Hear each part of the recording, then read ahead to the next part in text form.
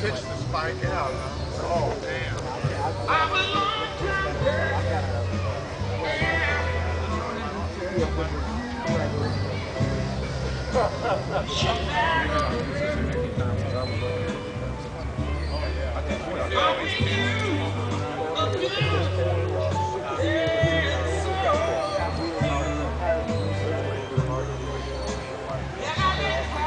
I think they're just a much softer rubber.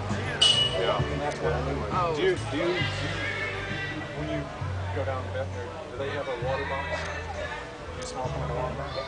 Yeah, I was having trouble, my line lock kept sliding on.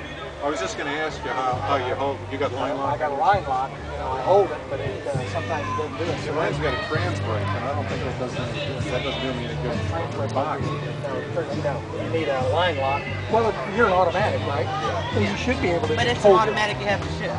Yeah, but you ought to be able to just hold your left foot on the brake and give it the gas. I do that with Terry's car all the time, a new GTO. And because you've got 70% braking on the front, 30% on the back. The back one's very good.